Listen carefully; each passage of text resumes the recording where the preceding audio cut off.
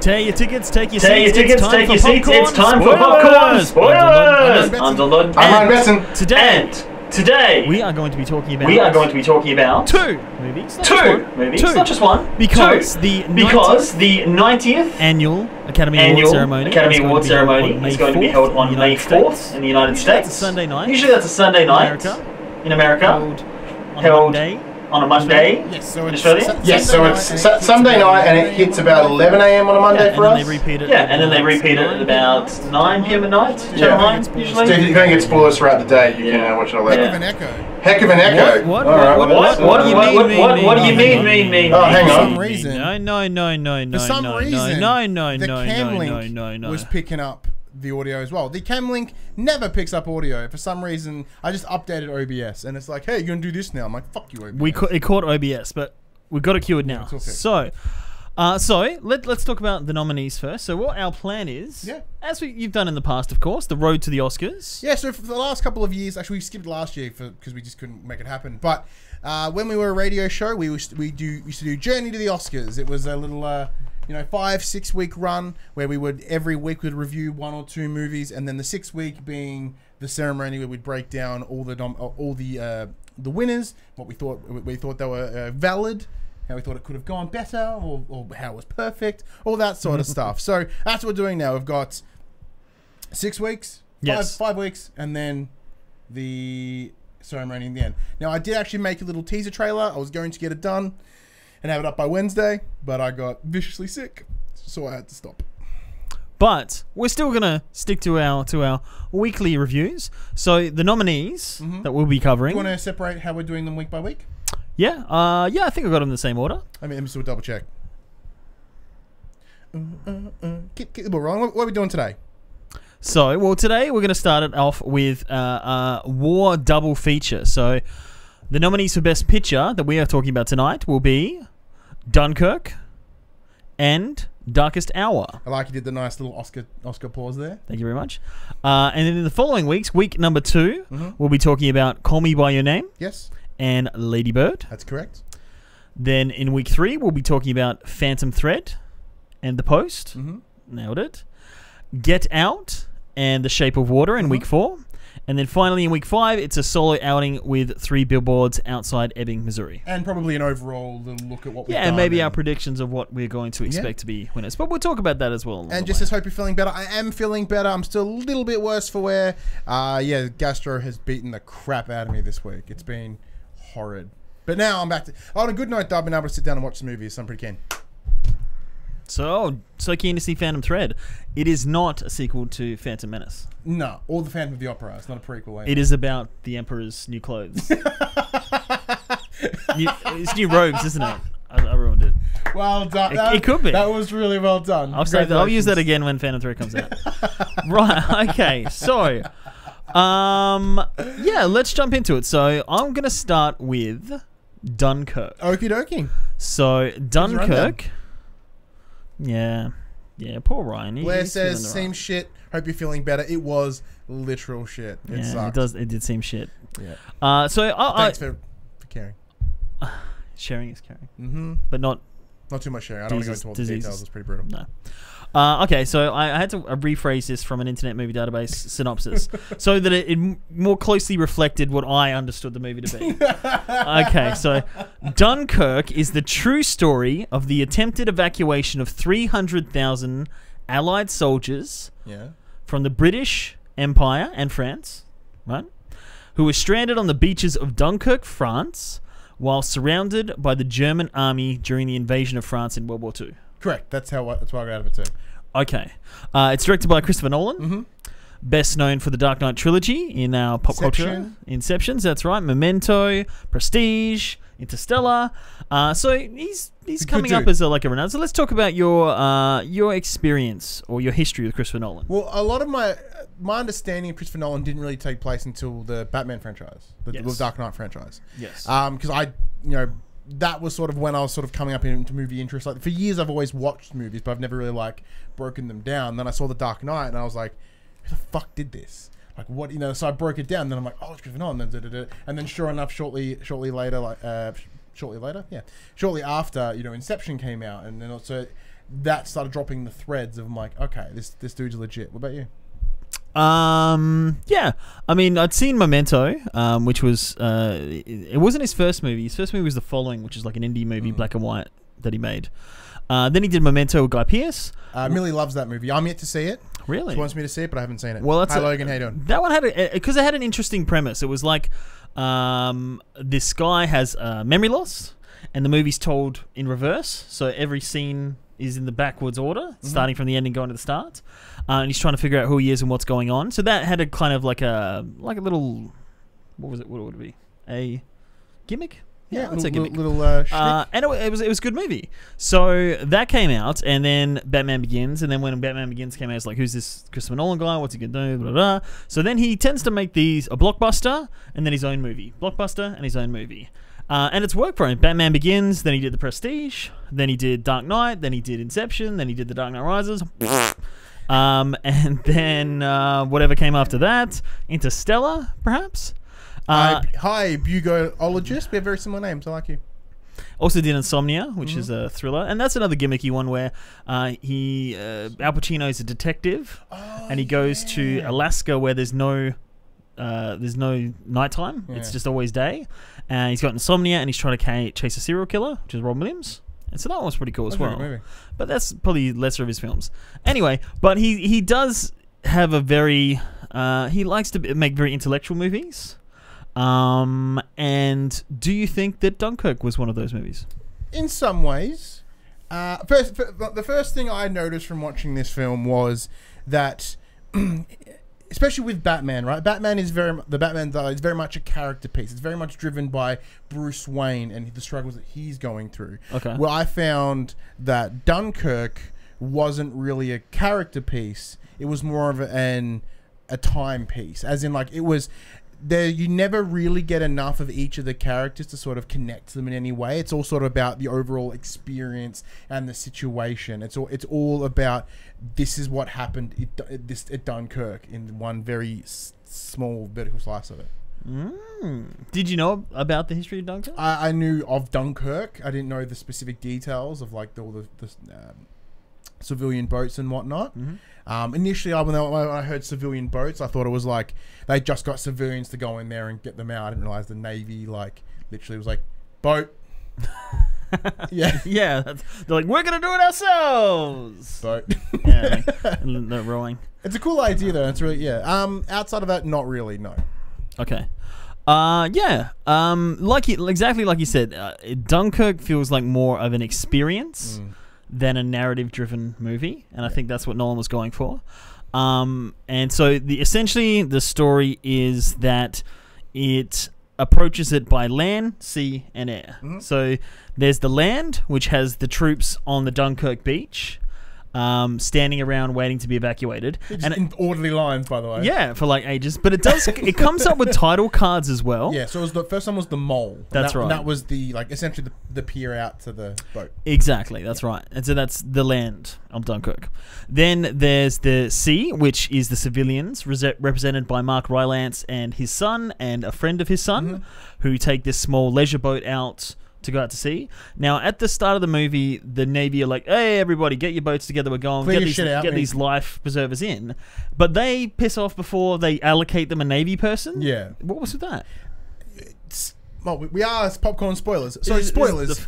I think it comes down to, like, later on you come to realize that his son was in the RAF, and I think he felt that attachment to wanting... Because he mentioned that his son died earlier in World War II. Yeah. So for him, I think this was him doing something. And, I thought it was they just wanted more space on the boat. You know what I mean? Like for one more person rather than some Navy douche on there. No, because the Navy douche takes over the boat and civilians get kicked out.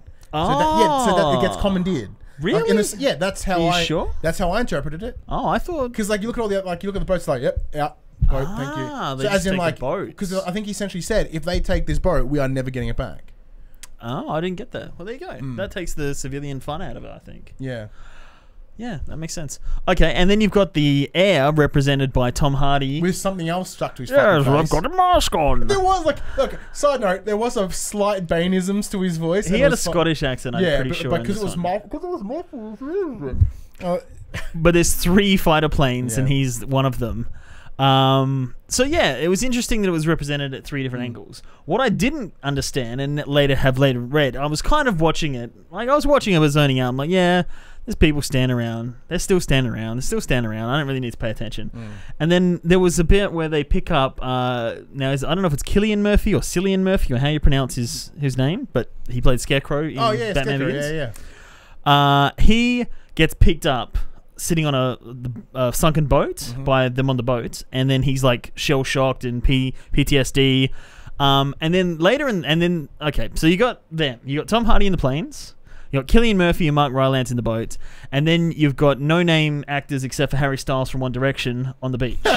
Holy shit, was that Harry Styles? It was. Okay, it makes more sense. I'm like, who the fuck's that kid? And then all of a sudden, about 50 minutes into the movie, Harry Styles and this other guy like swimming around, and Cillian Murphy's on a boat, and he's like, no, you'll be fine, just wait around here. And I'm like, wait, it's nighttime, and he's on the other boat though. What? Wait, what?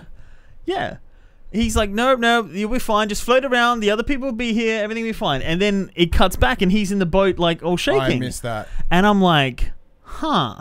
And then Tom Hardy and the other guy like his engines run out and he lands and he kind of lands down on the water and he's like, and Tom Hardy's like, oh my god, and waves him on. And then later the plane crashes again and that guy is trying to get out and he's not waving, he's trying to open the I didn't thing. notice that. Yeah, so it's happening in different time frames. I assumed it was trying to be somewhat in the same moment. I thought it was all the same, because that's why at the start, the mole says one day, because their story takes place one day. And then 1 week. Oh, that makes more sense. 1 week is the people on the Dunkirk beach, and then 1 hour, because he has his petrol gauge breaks. Yeah. And so the plane can only go for an hour before it needs to refuel. How fucking long can he fly with no petrol? And so I was like, huh? But then later... Christopher Nolan's like, no, it was a play to kind of disorientate the audience and make them think what's going on. Why? Why would you do that? I don't know, because there's nothing else happening. But the idea is in this, it isn't about and he wanted to kind of put it in the war setting where you don't know the other person's name and you don't have time for that. You don't know what's going on, and it's just like confusing and disorientating. But at the same time, it was kind of. didn't work effectively for me. Knowing that of the time shift sort of stuff, it kind of made me go. It's not had the movie make more sense to me because I enjoyed the movie. It made sense for me, but it was still kind of like, well, it makes sense in some parts. I'm like, that's still fucking dumb. You know what I mean? Like, it doesn't give me like, oh, the movie's smarter than I think. I'm just like, that's dumb. Now that you mention it, but like, it does make more sense in particular moments now. Yeah, it made a little more sense to me. I'm like, okay, I see there is more to it than just. Yeah, because like, the experience. The final scene is like one of the final scenes is the boat going from Dunkirk back to England, and then it cuts back to the plane still being in the air. I'm like, how long has Tom Hardy just been like surfing? Yeah, I didn't even think of that at the end. I did because they're on the trains. They're going back. I'm like, they're back in England. They're on a train, and like Tom Hardy's just been dicking around for about a week and a half in the air.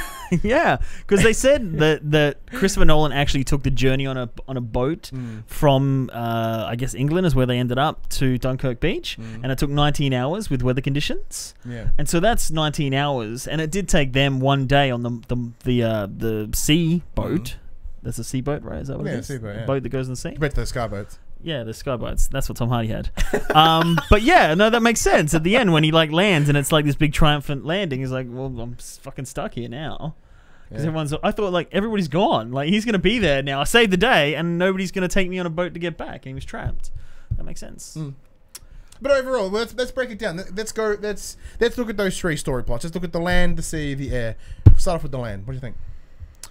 Well, I also learned that Christopher Nolan doesn't like using CGI, so they held like boards with cutout looking people and held them between the lines in the making of to look like there's more people there because he didn't want to digitally put crowds in. Oh shit! Okay. And I think there's a lot of backlash that there's nowhere near 300,000 people there, like maybe 10,000. There is not 300. Like 300,000 people is a lot of fucking people. I did like. I take issue with the way because there's this character played by Fionn Whitehead, who's this dude, because he wanted as many unrecognizable people except Harry Styles from One Direction in the movie. So even Tom Hardy's hidden. Kenneth Branagh is one of the captains or generals or whatever he is on the beach on the mole. Well, he's not on the mole, but he's on the jetty. Yeah, which is the mole. But yeah, anyway, so this kid at the start escapes. He's the one last of his platoon left, and he runs over the barricades and goes out to the beach. We mentioned with that character, of course. So it's a reasonably cold open. Yes. As like they're just walking through the streets. There's flies everywhere. Catch the flies. That's pretty much propaganda saying you're fucked. We've got you trapped. I thought that's really clever. I'm like, that really shows Nazis budget. It's like let's go to Office Works, print a bunch of flies, just show. Do you think they printed them before they won or after? It's confidence. Yeah, I'm not too sure. They're like someone's like they got two. They bought 4,000. Damn. They're like, oh yay. Yeah, it's like let's see how it goes. But they get gunned down the street, and this guy's running through, and eventually he gets behind sort of some French army dudes, and then he runs from behind the street into the beach, and that shot of just like that very I guess it's a wide right of just the entire beach and all the soldiers and all the gear. I'm like, that is a stunning and that's what the movie is visually shot. Visually it's beautifully shot, and the sound design and everything is what it's made for. I think everybody says that you need to see it in IMAX or perfect surround sound to really experience it. Can I mention that again before we jump into the land thing? Can fucking Chris Nolan decide to either shoot entirely in IMAX or not in IMAX? If I have to watch the aspect ratio change consistently, I'm gonna strangle him. Does happen. The same thing with Dark Knight, and Dark Knight Rises had a little bit less, but it's like and like there's a shot on the boat. It's just one angle, IMAX of the plane, back to regular aspect ratio of the same spot on the boat. Like, why the fuck didn't you just continue shooting him with IMAX? I understand IMAX is incredibly expensive, but you've budgeted enough to film 80% of it. Just do the rest. Just fucking splurge it, man. You're Chris Nolan. I mean, back when they used to just do certain scenes in IMAX, like Mission Impossible had an IMAX scene. The bank robbery for the Joker was in IMAX. But yeah, like Transformers is another one where it's like that shot that's for widescreen, not widescreen, not widescreen, not widescreen, like right after one another constantly. It's jarring. Yeah, it is jarring.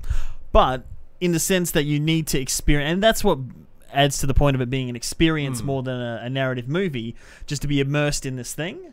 And I can understand that. I didn't watch it in IMAX. I watched it on like my 4K tally, right? So like, that's still pretty good. When it's on its full screen IMAX beauty, it's stunning, and like just really cool shots, and it just looks beautiful. But then it goes meh, and you're like, oh, what the fuck? Okay. But then no name characters do no name things. So anyway, this kid, gets over the thing, finds another guy who, well, he's trying to take a shit. Is his motivation. Like when he turned up on stage, he's like, what should I do, Chris? What's my motivation? He's like, you need to take a shit. You go over there. That's your character. Your backstory is you need to take a shit. So he tries to take a shit multiple times with the Flyers, goes to the beach. I didn't see him wipe his ass and or take a shit, so I don't know what happened. He's just holding on. He was there for a week. Anyway, so he finds this other guy burying someone. Justin will get to your point in just a minute. Oh, he finds someone burying who he assumes to be a fellow soldier, and puts his clothes back on and buttons it up, and they piss off. And then they find a guy. They're evacuating on the boats, and there's one guy who's still alive left on the medic area. Anyone that like all injured are getting shipped off first, obviously. And they're like, it looks to be what looks and English first because they're English vessels. The French can stay back until their ship's There's a pile of bodies, and like, oh, that's a bunch of dead people. And then there's one guy still moving. Like, oh fuck! So they grab the they grab that guy, take him up to the boat, get him there just in time, and the boat pisses off. And then they try and get on. They're like, fog off, mate, and they get off. Yeah. Anyway, so this guy, Shipboy, Berry Boy, and Harry Styles eventually kind of form a team, and then they get on one of the boats. The boat sinks. And along the way, they kind of help each other. Don't really communicate much, which is weird in real life. No names exchanged. Or just be like, hey, man, I'm Dylan. What's going on? Like, where are you from? Blah, blah, blah. What's the situation? Where's blah, blah. Anyway, but that seems all plot device for the moment when they are trapped in a boat and they're like trying to get rid of someone to free up room or weight in the boat. And they're like, this guy hasn't talked the whole time. He's like he's a Frenchie and he's been hiding. He's German. I bet his accent sounds like sausage, you know. Yeah. And then he's like, he's a French soldier who's obviously put on a British uniform and kind of pushed the queue to get there. So technically he's on the wrong. Yeah. But that seems to justify all the not exchanging names or having normal dialogue between people when you're on a beach for a week. You know what I mean? That just seemed like to justify that, which seemed like a silly idea to me. Maybe. But that's my opinion of the ground. So with all the ground folk, because I said a lot of them are getting on ships. Ships coming out. Ships get bombed. Ships get full of water. Holy fuck! I'm so uncomfortable. Wow, it made you cry, didn't it? No, not made me cry. It made me more have an anxiety attack because like with my fear of the ocean and then the fear of being trapped. You fear the ocean? Man, I have a fear of heights. Dude, the ocean is just heights but down. True. With drowning. I mean, it's like, it's just varying differences. I like being roughly in the middle.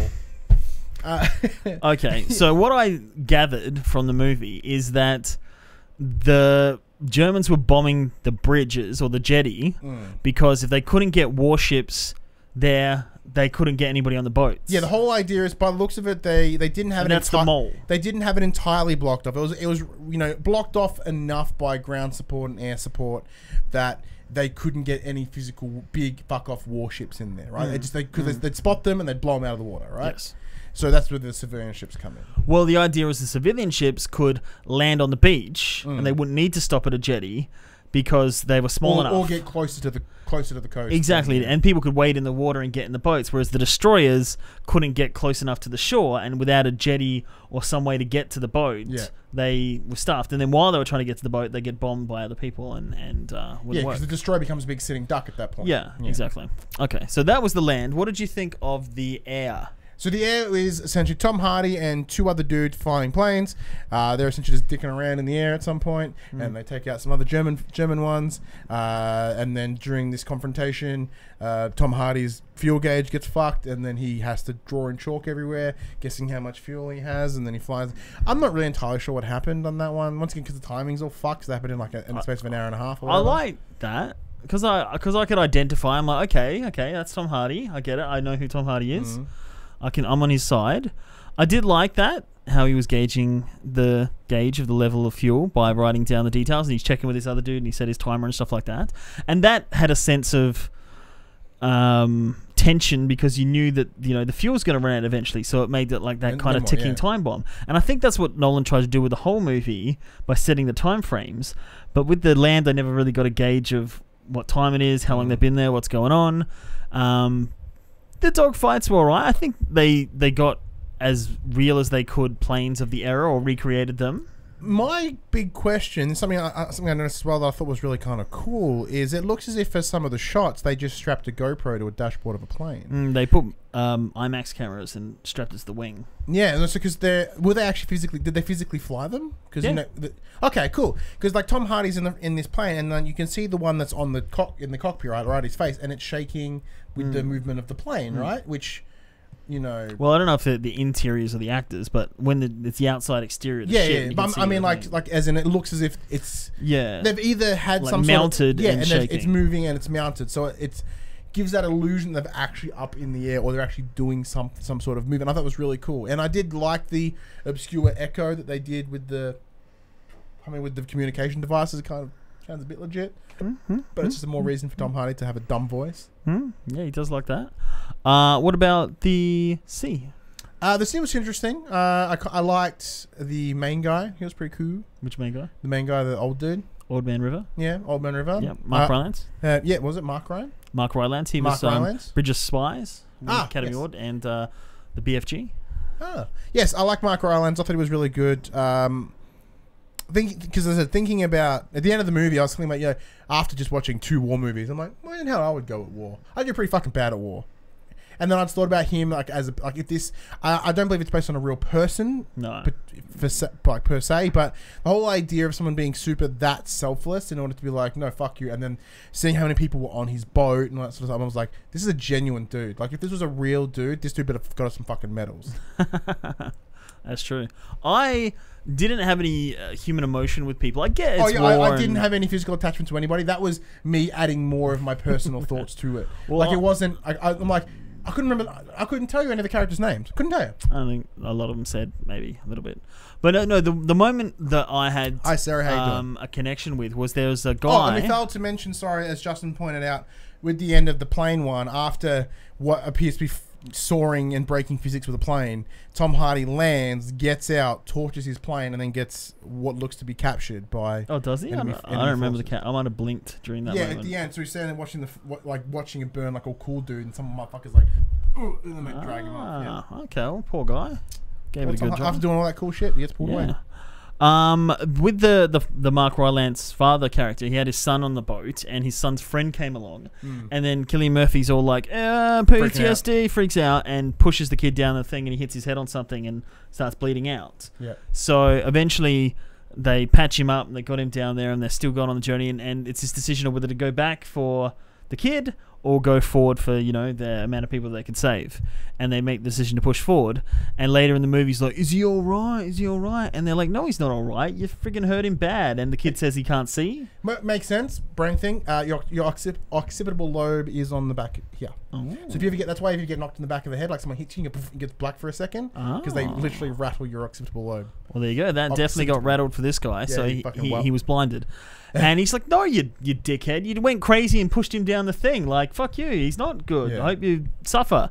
Later in the movie, once they save everybody and see the horrors of war and everyone's freaked out, the kid's dead and they're moving him, and he's like, "Be careful with him." And he's like, "But he's dead, mate." And he's like, "Yeah, well, that's why you got to be careful." And he's sad that his friend's died. That was a cool touch. But the moment I liked is when Cillian Murphy comes back and he's like, "Oh, how's the kid going? Is he all right?" And the friend says, yeah, he'll be fine, and kind of says it for Cillian Murphy, not because his friend's dead, but to kind of say, "You've been through enough. I don't need to add that to you." We've seen shit together. Yeah, and then the dad's kind of just gives him just a nod, like, "Well done." Done right. Yeah. And that was good. That moment was awesome. Imagine if they had multiple moments for people like that throughout the movie. I like that. That's about. So we pretty much narrowed the 3 storylines, but yeah, that's what. Like, this movie was incredibly well shot. Like, it was stunning. Yeah. I guess, I guess the IMAXness that makes you go, "Oh, cool." Like, it not as well as the Darkest Hour when we get to it, but it was really bright and it was colourful, but it was also really grimy and gritty at the same time. And I like it makes me. I wouldn't buy it, but but I would like to watch it in 4K. Okay. Yeah. Well, this is the last movie I watched in the classified 2017 movies. Okay. Yeah. I say, aside from a couple of the ones that are on the new list, because I was like, yeah, I remember seeing the trailer. We went to a Wonder Woman. Yeah, it piqued my interest hard. The trailer came on, and it's got this ticking, tick, tick, tick, tick, tick, and it shows all this crazy shit happening in the time frames and the pressure and everything. And I watched that trailer, and I was like, man, that is filmmaking, you know? And I'm like, Wonder Woman's going to be a war movie. It's going to be nothing like that. But then I was like, yeah, you know, Christopher Nolan. I wasn't impressed with Interstellar. That was a massive kick in the balls for me. I did not enjoy that at all. So I was like, yeah, I'll see it when I can. And because I didn't get to see it in IMAX and all that experience, and I missed out on the hype of it originally, that might have taken something away from it. But I was just like, yeah, I could have lived without it. Yeah, the movie is quite like, so Josh had also, like, Josh doesn't watch a lot of movies, but he saw Dunkirk, and he was like, I'm like, there's at least some cool action shit in it. He's like, not really. I'm like, I watched it. I'm like, what the fuck are you talking about? There was some decent action. Like, when I say action, it's like explosions and shit. It's not like Saving Private Ryan level action. Yeah. And I think... But it's like flight sim action, where it's like what it would really be like. And, you know, you're shooting and it's taking time and you can't see them and it's a light. It's not like Star Wars epic heart-pounding stuff, which is another, you know, way to do things in an interesting way. Like, in the same way of, like, Saving Private Ryan as an example. Like, it opens with a big fuck-off battle. Yeah. And there's a pretty intense scene at the end. And at the end, it's like, and it's all happy. And, like, I like that there is no big third act climax in this. Because that's not how life is. You know what I mean? Like, it was pretty steadily the same. Like, there were intense-ish moments. But there was no clear, like, all right, we're heading to the end of the movie. Do something big. You know what I mean? So, like, it felt a lot more real in that sense. Which I thought was really cool. Leading into Darkest Hour, but we won't quite go there yet, but what that helped reinforce is that I just assumed that during the period of the war that they were at, they'd done their job, they'd won, and they were just waiting to go home. Yeah. You know what I mean? And they were like, we can't get them off because the remnants of Germany are bombing them. But spoilers, like mid-war. Into Darkest Hour, that was 5 years before the war ended. Yeah, that was like, these are all the British army we have, except for 5,000 other troops. This is the entire British army, and if they get wiped out, then there's no defense against the Nazis at all. That wasn't really conveyed in Dunkirk at all. That should have been addressed. That should have been like like, that's the Star Wars scroll. There is only 5,000 soldiers left. 300,000 of the resistance are trapped on a beach, and if they die, then there is no... And Luke Skywalker is missing. And Luke Skywalker is still missing in a boat, maybe. But, you know, like, that never really... Like, if I understood that going into the movie, the tension would have been more, I guess. Yeah, I think that would certainly add to it, but, like, we need to get these people off. Like, why aren't these people off the boat yet? Why are they not still on the boat? And again, the pressure of... you know, it's not like they were getting shelled, like, again, like Last Jedi, where they're constantly getting shot at and the pressure's on.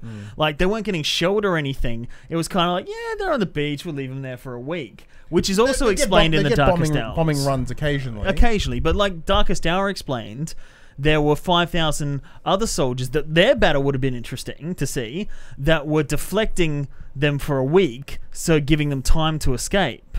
And that wasn't conveyed very well either in this movie. Well, we are heading up until probably a good rollover point to the Darkest Hour, but Lee Wintershoven's joined the chat, and he says, hey guys, I just got home from the movies myself. What movie did you see, Lee? But, so, if anyone in the chat, have you seen Dunkirk? Let us know what you think. Dylan, you want to wrap up some final thoughts before we jump into Darkest Hour? Yeah. Dunkirk, well, let's talk about it in an Academy sense. Okay. In our wrap-up. So, Christopher Nolan, I got my trusty texter out. Molly's Game. That's the Aaron Sorkin poker game. Oh, I like Aaron Sorkin. Poker movie with Jessica Chastain. He writes a good movie. This is his first movie that he directed. Oh, shit. Okay, I'm interested. Let's check it out. So, Christopher Nolan has had nominations for Best Picture in 2011 with Inception. Yes. He had a nomination for Best Original Screenplay for Inception. And in 2011 as well, and in 2002 he had a nomination for Best Original Screenplay for Memento. Okay. So he is one of those directors that's like... He's renowned. in the tier of like, you know, known. Yeah, he's Oscar echelon. Consistent. Yeah. Exactly, Oscar echelon, but hasn't get an award yet. Has he won yet? No. No, he has not. Okay. So what do you think? He will not win this year. Oh, not for direction? Not for Best Picture. Not for Best Picture, but what about Best Director? Who else is up for Best Director? I don't even know if he's nominated for Best Director, actually. So why are we discussing this? It didn't say it in his nominations, but do you think it'll win Best Picture? No. I don't think it will win Best Picture.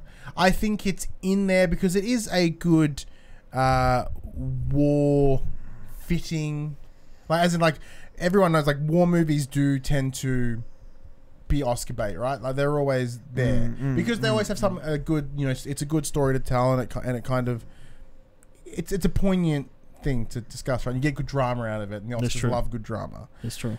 I think it's there. Yeah, I think it's there because of that. I think it's there because it is a reasonably good movie, and I think it's got the Chris Nolan stamp on it. That's why it's there. Yeah, I think the Academy are big fans of dramas and biopics and war movies. Yeah, and this is a war drama, which leads us into a war biopic with Darkest Hour. All right, so I'm going to read out the rewritten again to make sense of what I thought the movie was about. Okay. Darkest Hour. So here we go. Let's flip this over. Okay. So Darkest Hour is the true story of newly appointed British Prime Minister Winston Churchill during the early days of World War II, who must decide whether to negotiate with Hitler or fight on against incredible odds as the fate of Western Europe hangs in the balance. You think that sums it up? Yeah, bro. So Darkest Hour is directed by Joe Wright. Joe Wright has done a lot of these kind of Academy Award kind of baity movies. He did Atonement with Keira Knightley, Pride and Prejudice with Keira Knightley, and he also did Anna Karenina? I don't know how to pronounce that. But then he's also done other movies like Hannah, which was a spy thriller. He also did a movie, I think it's called Pan, which was panned, about Peter Pan, and it was like the Hugh Jackman musical. Yeah. So I think he's coming off of that as not a great experience. I was like, that was not what I am. I'm this man. So now he's come back to that. So Darkest Hour stars Gary Oldman as Winston Churchill. Wait, fuck off, really? What are you serious? Of course it's Gary Oldman. Really? You didn't know that? No? It's Gary Oldman. Gary Oldman, of course, from The Dark Knight. As no, you're shitting me. Really? You're shitting me. No, look it up. Look it up. Yeah, Gary Oldman as Winston Churchill in prosthetic makeup to make him look older and fatter, and have this rotund embodiment of Winston Churchill, who was this kind of boozer, and he's a bit of a character. Yeah, eccentric kind of character. Lily James is his secretary, who types up all his speeches. Holy crap! Okay. Okay. Kristen Scott Thomas is his wife. And yeah, you didn't know it was Gary Oldman. No. Well, there you go. Academy Award to Gary Oldman. That makes it so much better. Who did you think it was then? I thought it was just some dude. When it said Gary Oldman at the start, to be like, didn't pay attention. When's Gary Oldman turning up? No, I watched this movie, as I said, while I was ill. Like, I spent a lot of fever dream. I spent a lot of this movie watching it from my ensuite into the bedroom, on the toilet. So like a lot of it is on a weird angle and in the reflection of my shower. Yeah. So like it's not into like. So like squinting. Yeah. Like, I wonder who that is. So I must have missed the opening credits because holy shit. I don't think it's in the opening credits and the end credits. I'm pretty sure. Holy shit. Yeah. So Gary Oldman gives an incredible performance embodying Winston Churchill, not only in the look, which doesn't look not Nutty Professor or the horrible J. Edgar old makeup. Yeah, so this has added a whole new like respect and understanding to that role. I'm like, okay, it's got best picture. Like I know there's best picture. I'm sure there's best actor in there as well. Cool. All right, let's check it out. Yeah, and I'm like, this guy's legit. Like, there are moments where it looks like Winston Churchill. Like, I know enough about World War II to know, like, what Winston Churchill looked like. And I'm like, it was insane. Like, there's moments when you see sort of, like, cartoonish, like, masquerade versions. Something like Doctor Who does a really good sort of masquerade of him. And he's, you know, like, this is a bit more, like, he still had that mumble, which made it very difficult to understand a lot of the movie. to its disadvantage, I guess. Which they established that he mumbles a lot. Like he mumbles, yeah. And like, and you do have to kind of listen in a little bit to what he has to say. But holy shit, Gary Oldman. Holy shit. Like there are moments where like this movie is incredibly well shot, but there's like moments where there's a certain angles I'm like, I think they actually got fucking Winston Churchill. Like it made me think that because he's diving into the character so well, it made me think. You know how with Jim Carrey and Man on the Moon, Andy Kaufman, and like where Jim Carrey was Andy Kaufman, like did Gary Oldman go this deep, or just because there's like I don't think so. But I mean that deep in terms of getting in the character. Well, he said it took him a year of studying Winston Churchill before he. That's what I meant. Shooting. Like that's the depth. That's the depth I meant. And listen to recordings and things like that, because it's not only that he is wearing old makeup or wearing fat makeup. The way he moves his body is like a fat person. The way he lifts himself, his accent, his way of talking is very much like that. He sounds like someone that has a wet mouth constantly. He does. Yeah. And I was looking at his lips as well to kind of gauge that. But I think Gary Oldman, it is very much Gary Oldman's mouth as well, who has that kind of a bit of a forward lisp. But even just the movements and the mannerisms. I don't know if there's archival footage of him. I imagine there would be, which is what he's watching. Yeah. But, you know, like, it just very much felt like that was the person. And you kind of... And not even in a, like, he's giving an amazing performance sense. You're just like, this is a movie about Winston Churchill. That is Winston Churchill. I'm watching him do things. Not like, because being an idiot, not knowing that it was Gary Oldman, I'm like, whoever this no-name dude is, he's fucking killing it. Because, like, one of the biggest things I love is when a movie makes you forget who the actor is. Like with Dunkirk, right? I'm like, that's Tom Hardy. Tom Hardy with shit on his face. But like at no point did I ever be like, man, that random character that Tom Hardy's playing, woo-wee. But like Tom Hardy in Revenant, there was a fine line between Tom Hardy and that guy. I'm like, Tom Hardy's a dick. Yeah, but you know what I mean? Like with watching this, like I had no idea. And that made the movie so like that made his performance so much better. And it is one of those kind of movies again where it's like Oscar bait, I guess they call it. Oh, without a doubt. Where the other year they had Steven Spielberg directing Lincoln with Daniel Day-Lewis's Lincoln. So this is like the UK's equivalent. Yeah, and then before that they had, you know, in terms of biopics, they had the you know, The Fear of Everything, which was the Stephen Hawking documentary. Yeah, that's right. And they had one, I think? the Alan Turing one with Benedict Cumberbatch, Imitation Game. Yeah, so that was another one where it's like these war dramas with these historical figures that are well known, and you think this is a way to kind of get, you know, Oscar bait. But there are some good facts about Oscar movies and biopics, and I'll get to that at the end. Oh, okay. Buddy Watson busted some knowledge on us. Excellent. We'll check that out. But you did mention to me that it's a good-looking film. It's incredibly well shot. Yes. Like, holy fuck. The cinematography of this movie is fantastic. It's just, like, for me, it's a lot of come down of, I don't know, what's it called when where they have the camera sitting? It's like a... Tripod. The framing, that's what I want. The framing, okay. Like the framing. This is what I was really big fan of.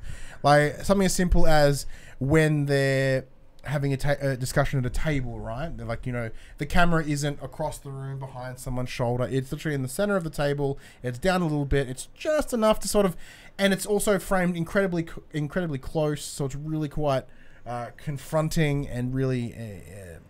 What's I'm looking for, claustrophobic, because they're really smart with how they shot some things. And then there's another shot where he's in an elevator and it's pitch black aside from the elevator. I'm like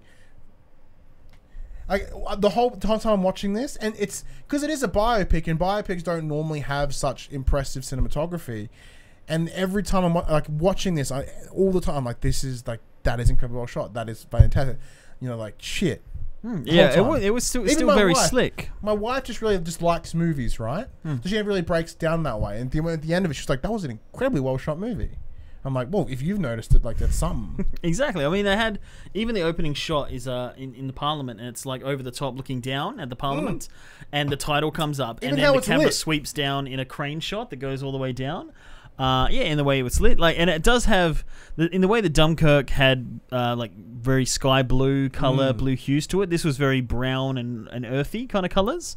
But even the scene where, essentially, we should say that it's about Winston Churchill in becoming the Prime Minister. So even though this movie is very political, my history, all my history about the entire world, everything I know is from movies. So if it's not in a movie, I don't know it. You see, I had no idea that Winston Churchill came in because of like a coup. I guess I assumed he was already in my brain he was already prime minister and he just happened to be prime minister during the war.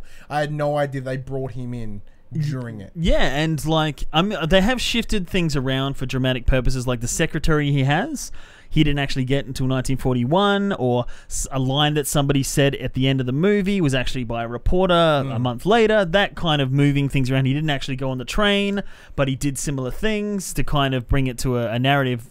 But the idea that I've lost my train of thought, and I'll just keep talking confidently until I get it back. I was gonna say. Get me back. How it was shot. Bring me back. Oh, that's right. So anyway, yeah. So the idea is that he, literally, it's like the start of the war, and they don't even know. Again, I don't know my history that well unless I watch it from a movie. But it was 1940, and it was only for 1 month in 1940 the movie set.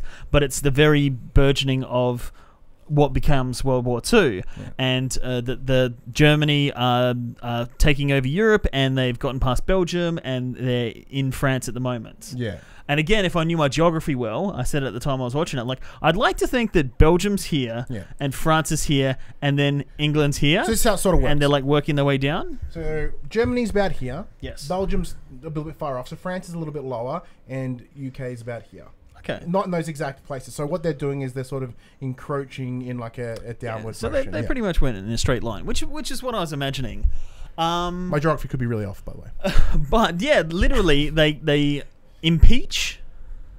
Yeah, they essentially do the prime minister. Throw out Chamberlain. Yep. They throw out Chamberlain, and there was two people. And they didn't want to do it. Halifax and Winston Churchill. So Halifax, they offered to Halifax. He says no. He says geography, PopC style. You don't just talk about movies here. You learn things. Yeah. So Halifax was like essentially didn't want to do it, I guess, and so they gave it to Winston Churchill. And even like King, which was King George at the time, I believe. The 5th. Yep. Yeah. Sixth. Yeah. Even he was like, can we not do Winston? Can we not use Churchill? Like, fuck.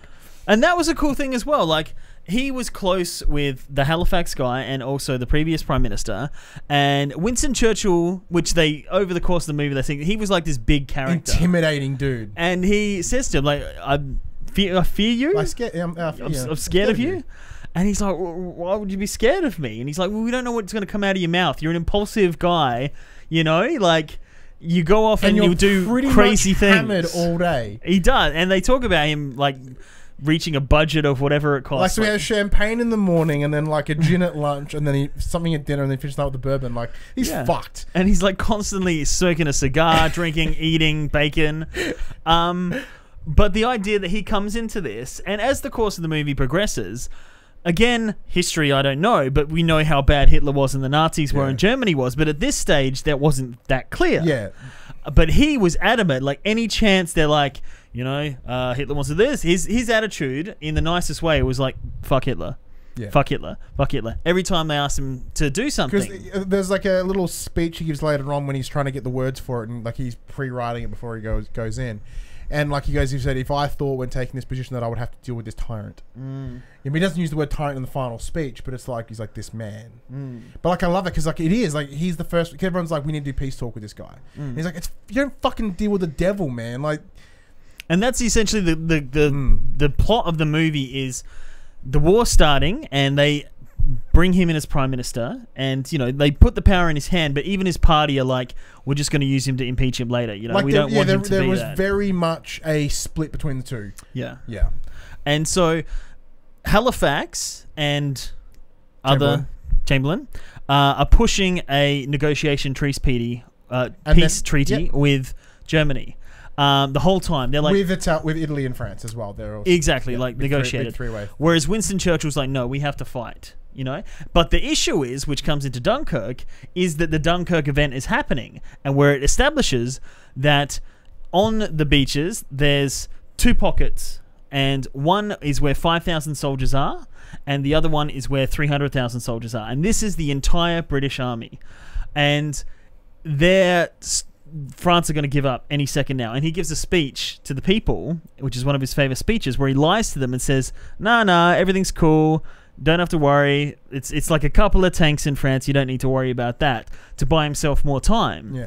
And his plan, which he comes up with, is the Dunkirk plan, which they call Dynamo. Yeah. Where it's getting all these civilian ships to get them off the shore, which it kind of plays out towards the end of the movie. You do see that. So it's a perfect where you're watching Darkest Hour, pause at a certain point, watch Dunkirk, to just before the end, unpause it, watch the end of Darkest Hour, then watch the end of Dunkirk, and you've got a perfect movie.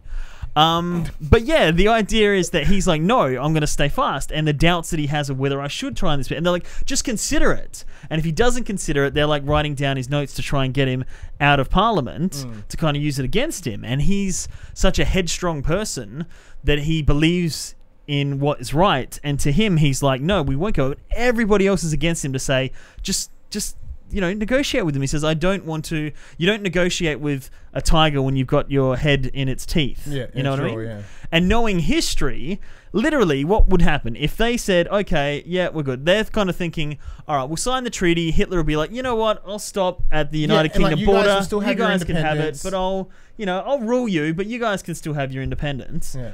Knowing how history turned out, that would have never ever been the case. No, that would have happened. And only Churchill in the movie seemed to have the foresight to be like, no. Especially in Parliament, at least. Or in his war cabinet. Everyone, was kind of like, well, we're kind of fucked right now. And he's like, no, push forward. And, but it's just surprising because they were fucked. Like, if the Dunkirk didn't work, they'd be dead. Or they take over and storm the United Kingdom. And it is that sense of just like, hold on a little bit longer. Trust me. Just give me a little bit more time, a little bit more time, a little bit more time. So we should mention, all of this happens in pretty much the second half of the movie. So I messaged you about halfway through it, because I watched it over 2 days, because I was like, I got to fucking die. So halfway through the first, I messaged you going, this movie's boring and incredibly well shot. Because the first half is just character building of everyone, and it's kind of like really slow and plotting and like... And then the next day, I'm like, I might go back into it. And I'm like, I don't know what. Like, I can probably nail the exact moment that it all kind of flipped on me. And it was when they've just had this discussion in the war room, and about the whole idea of the tiger and the teeth thing. And he goes out, and the guy gets up in his shit, and he's like, the guy's always up in his shit. I happened to like Gallipoli and stuff, right? And he's like, it would have fucking gone right if essentially like. It's showing that yes, he's had past, but like he has the best intentions. Like he is someone that does think of the different. Like that moment, I'm like, yeah, man. Yeah, and the same thing. Like they do talk about Gallipoli as well, which is history I know from the movie with Mel Gibson. But yeah, there had been missteps in the past that he had done. Yeah. So they were dubious about him. Previously, he was a conservative, then a liberal, and it's like he's flipped amongst it. But that's the other bonus. Like politics isn't my thing, but this is a drama first and foremost. It does have politics in it, but it's easy to follow, and it's the background to it that drives the drama forward. But yeah, Winston Churchill was a man of the people, they say. So he was renowned as like this larger-than-life character who was like adamant his way is the right way and led the people. But in the movie, it shows him more as like a fallible kind of human, and he has doubts, and his wife is one character. When they have moments that allow him to sort of once again happens later, this is like probably 3/4 of the way through, and where all these plans are starting to go into motion, and it's like do or die time, and like he's sitting in a room in darkness, and just like the look of like angst and just fucking fear and knowing what's going on in his head. And that was a weird room. What was that room? I'm not quite sure what that room was, but it was kind of nuts because like the movie starts off with him in his bed and he's eating breakfast and it's like really fucking pompous and like big arrogant dude, and like seeing that character switch, and because the movie starts off with him getting the secretary and they're like, okay, he doesn't like this, you gotta do this, he mumbles, like only likes double space, don't you fucking think about doing anything that's not double space. It's you start to be like, okay, he's this very particular old crutchy dude. And then throughout the movie, like you kind of come to realize that no, that's not who he is. And and when you see that moment, and you're like, okay, this is a man, as you said, is a man with flaws, and something. As I know, as you mentioned, it didn't happen in real life, but when he decides to like, they're driving through town, and he at the start of the movie he mentions that he's never taken the bus before or taken the train. Well, he mentioned underground. Both. Yeah. Like he does mention. Yeah, he's never gone on either because he's always had drivers and shit. So like when he just finally fucks off, and the funniest thing, because like I always like when I get bored, I talk smack during movies. So watching the movie, and I was a little bit bored at that point because I kind of had its dip moment. Like it went up and then it dipped a little bit and went back down. So I'm like, and then I sit next to me. I'm like, we've lost the president, we've lost the prime minister, and then the next scene is. Yeah, we've lost the prime minister. Yeah, well, apparently that was a thing that he did. He would just often go missing and be out in the streets talking to the common people and asking their opinions and things like that. And that's what that scene encompasses, where he goes down into the underground and he's like Santa Claus. It's like seeing Santa Claus, this fictional character, sitting there, and everybody knows him, even at a time when you'd have him on the newspaper and stuff, but no social media, no television. I don't even know, they didn't have television, it was just radio. And he's like sitting on the train, and everyone's like, "Oh my god, this is Winston Churchill." And like when he walks when there's that little girl, and he's like, "Hey, how do I get to Westminster?" And she's like, "You just there." And it's really cool, and there's the little things that I loved, especially about that scene in particular. As he's meeting everyone, he's shaking hands, and everyone's really eager to say hello, and then he's asking him questions. And he's like, "So what if this was to happen? What if this was to happen? What if this was to happen?" And then they're all sort of talking amongst themselves, and the people that are like, "No, fuck Hitler! Like, what are you talking about?" And like the little moments where he gets sort of moved, and he does cry in that scene. He does cry a little bit in that scene, and the lady's like, and the girl's like, "Are you crying?" He's like, "But blubbering." But you've never seen him blubber before, which is interesting. So whether which means he has mean that, which to me it's kind of like that hard shell dude, like it's. Well, you don't want to see him crying in a war room constantly. No, but I mean, like in terms of like you see that this dude has he's he hard cares. shell. He's a hard shell, and when he fucking does his things, he does it right, and it's just like he's just locked down, and then like he's a man with moments of weakness. He's a man that does truly care, and I think that's fucking fantastic. And something as simple as he's just met 30 people, and some guy goes, "Oh, you're Kane, sir," and he's like, "Oh, thank you, Mr. Baker." Like he's just met 30 people, and he remembered that person. Mr. Baker. Well, he did. He asked him, "What's your name?" And he got the name. "What do you do?" Like everyone, kids as well. And then when he goes back to the Parliament, he's written them all down, and he says, "So and so." Like, granted, he used that to manipulate Parliament, but like, it's fucking awesome because they're like, "I spoke with Mr. Baker." Like, I don't know who Mr. Baker is, but he sounds like a good dude. I mean, like, awesome. And this it's another moment with very minimal dialogue, but he's talking to the secretary about writing the telegram, essentially saying that don't retreat. You are not to retreat. You are to fight it. You are to stick it through. Retreat's not an option. And she's writing it. She fucking hesitates. She starts getting sorrow, and he's like, throughout the movie, you start to see him start to sort of not be so cold towards her. And then he comes and sits around. And he's like, "So, who's this? Is this your partner?" "That's my brother. Like he died, 3 weeks ago, whatever, in the war." And he just looks at her and just stares at her. And she's like, "You right?" And he's like, "I'm just staring." And then he fucking breaks down. It's beautiful, beautiful. Because like for that one moment, he's just like, the war became a little bit more real. That's right, exactly. Because it's his decision to, in order, again, not explain in Dunkirk, that in order to draw attention away from these backed up to the beach, nowhere else to go, nowhere boats to get on, 300,000 soldiers, 5,000 troops that will nearby, that he says, "I want them to draw fire and attack," so that keeps the 300,000 troops busy. 10,000. It was 10,000 in Dunkirk, 300,000 in real life. But keeps them, busy. And then literally, he's like, "We need to sacrifice these." And they're like, the cabinet are like, "You're going to kill these 5,000 people." And not really with batting an eyelid. He's kind of like that. And I'm surprised that these are hard decisions in war times, but they were like, "No, we're not going to do that." And he had the foresight and living with the consequence of sacrificing these 5,000 people to stop the war for millions of people.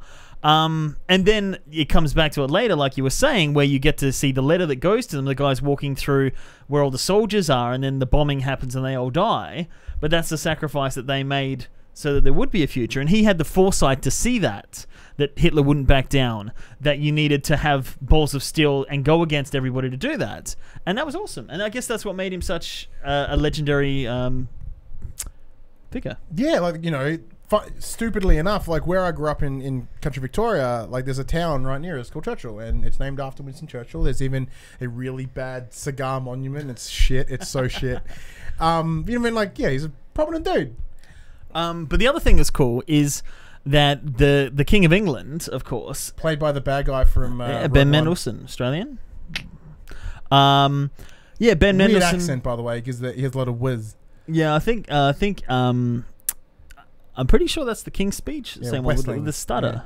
Played by Colin Firth in the King's Speech. So he...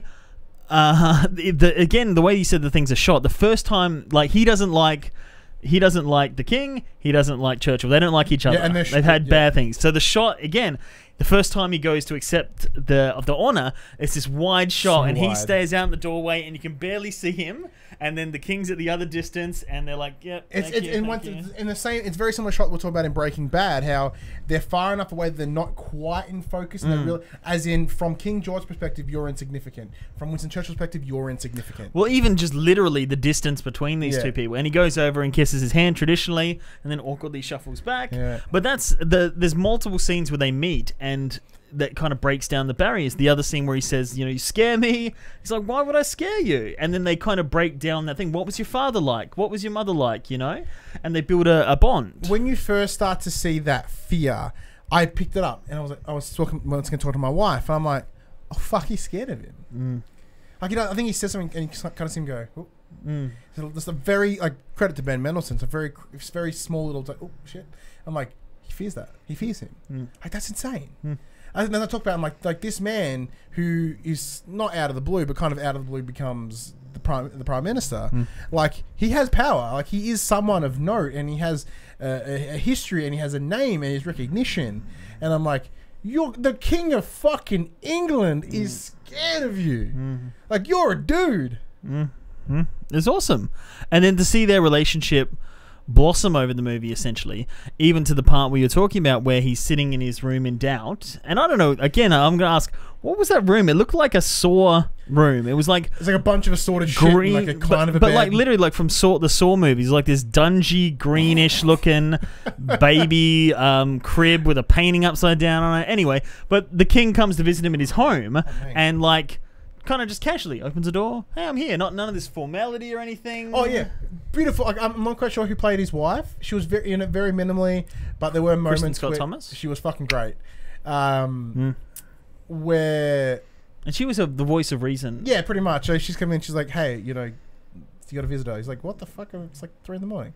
He's like, yeah, it's the king. Like, the king of who? The king of England. What? Yeah. And it's a really, I think the line's like, this is a really good imposter. And I was like, yeah, that's right. It's wartime and you're cracking jokes. I like you. Yeah, and it was good. And then they come together, and he was going to move to Canada and rule in exile. I guess you're not allowed to come back then?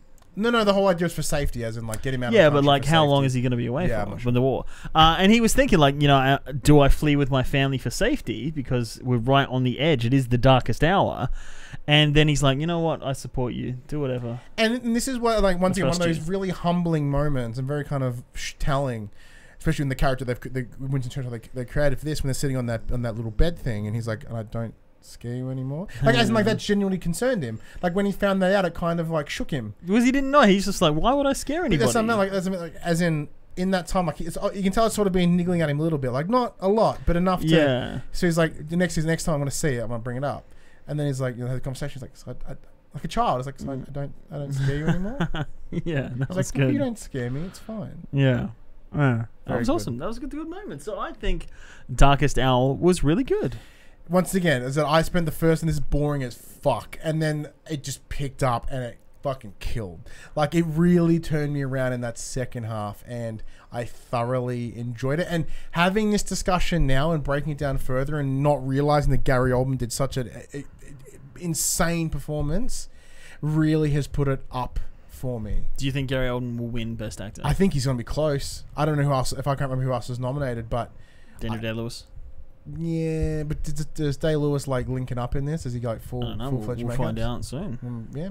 I think in terms of just being absorbed in the character, it wouldn't surprise me if he wins.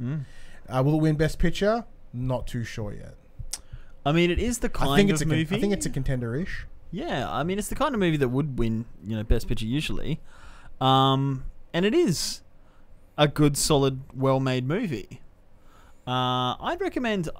I mean, Dunkirk seems to be the more financial blockbuster of the two that people would go and see, and people probably already have because it's been out for quite some time. Darkest Hour, I think, is just been in, like, limited release since about December, I believe, in Australia. But I'd recommend just sitting down and watch it. It's a good watch. Like, you don't have to. It's funny, watching it, I was like, I probably wouldn't buy this, but now that we've broken it down, I'm like, I'd probably buy this because like one, I'd like to see, like whoever the DP on this was fantastic. So I think just to let alone just to watch that again, like to see. And it's something that makes me want to seek out more. Like it gives me a taste of it's actually maybe Winston Churchill. I'm like, I want to know more about history. I want to know about this. That's what the best art does, is like expands your mind and makes you think of things in different ways. And I've like been Googling things like, well, what happened to this? And at the end of the movie, it says that he wasn't elected again. He didn't get, but then I read he didn't get whatever it was, a third term, whatever it was. But then like 2 years later, he was re-elected. Yeah. And I was like, oh, okay, so he came back again for more. Yeah. And then I like the whole idea is, like Chamberlain as an example is this old crotchety dude. Like, he died 6 months later. Like all this, and he died 6 months later. Like he died, didn't see the end of the war. Yeah. And Halifax got fucking straight up fired. Yeah, that was good. That guy had it coming. So this is what Buddy Watson is giving us some information. So he goes, war movies basically fall into true stories or biopics, which are the real Oscar bait more so than just being a war film. Okay, so biopics, yeah. Yep. Okay, Spotlight, Post, Hidden Figures, Big Short, Revenant, 12 Years a Slave, King's Speech, Titanic, Argo, A Beautiful Mind, Lawrence of Arabia, Bridge of Spies, etc. Just giving you a list of the biopics and sort of some of Titanic. Oh, true story, I guess. Yeah. Although the stats show that non-fiction movies underperform in nominations about 30% and wins 27%. Oh, okay. I think some of these true story films are made with the intention of being Oscar bait. True. The other ones are to do with whatever social climate or political ideas are happening at the time. Oh, and again, same with Lincoln. That kind of played into a metaphor for the society that we're living in at the moment. Yeah, it's a war pick, biopic, plus social commentary. Exactly. And same with like a couple other movies that are nominated for Best Picture. There's that subtle social commentary in it of the modern times compared to how it used to be and mirroring itself. But then again, the best true story of all time won the most Oscars, and that was Lord of the Rings: Return of the King. Yeah. And I think that was based on King George the Sixth, wasn't it? Aragorn. And him coming back from Canada. Yeah, and where there's orcs and all sorts. All right, so the other thing I did want to mention that I haven't gone back to check because I didn't have a spare 5 minutes in my life, was that in Atonement, I remembered that there was this scene with James McAvoy where it's a 5-minute uncut long take where he walks out onto a beach at wartime and the camera follows him for 5 minutes showing all the people waiting around. And then I'm like, maybe that was Dunkirk. So I looked it up. It was Dunkirk. Very cool. There you go. Joe Wright had already worked his way into Dunkirk. So it makes me, again, I think these are perfect back-to-back movies. Like if they did a double feature, that'd be great. And do you think if they did, and you didn't know, combine them into one movie, do you think it would make a super ultimate awesome I wouldn't movie? watch it. It'd be 3 hours long. That's true. But I wouldn't. For that reason, I wouldn't watch it. But do you think I think it would work well. I don't know if the styles would mesh. Would clash without a doubt. I think you'd notice that straight off the bat. But if you wanted to tell a big F-off story, yeah, it'd be pretty cool. And the action side of it and the interpersonal side of it compared, because you do see the ships go out at the end in one establishing shot to show all the ships going to pick up the Dunkirk folk. But yeah, I don't know. I find Darkest Hour a much more effective movie. Oh my god, without a doubt. Yeah, is it? I thought that I would love Dunkirk more. I thought that it would give me more. As in, like, because Chris Nolan, once again, known commodity for me. It's like cool. I like Nolan, easy, right? Like we're going to see some of the similar faces. Yeah. We're going to see some of the similar faces we always see with Nolan films. Like Gary Oldman. Yeah, like Gary Oldman. And then Gary Oldman's busy. He's up over here. Yeah, he's surprisingly. He's off making good movies. Yeah. Except for The Dark Knight Rises, but again, that's not his fault. Yeah. So. Yeah. But no, yeah, you've literally made me rethink more about the Darkest Hour, and that's the benefit of doing things like this at Popcorn Spoilers. The whole idea is to break down a movie and pull it apart and see its inner workings, and then for us to talk about it with a no hold bars conversation about everything that's about the film. It really opens it up. Exactly. And if you'd like to do the same, you can join us next Friday when we will be talking about the nominees for Best Picture as Call Me By Your Name and Lady Bird. This is our teen coming of age double feature. Hey. So hopefully they'll work back to back well as well. So if you'd like to join us, you can catch us where, Ryan? You can find us on Facebook at facebook.com/thepopculturist. We also have a Facebook community group there as well, which we can always have ongoing conversations at just facebook.com/groups/thepopculturists. You can find... I need to put these on iTunes. I haven't done it yet, but I should put these on iTunes. You can find these as well as other shows on iTunes and all other podcast services. We have shows Monday and Friday, and every stream on a Wednesday. If you like what we do, be sure to head over to patreon.com/popculturists. Pick up shirts and shit. And we are on the road to getting 1,000 subs by the 20th of February, so we can continue doing the partner programming shit on YouTube. It's about 120 subs away at time of streaming.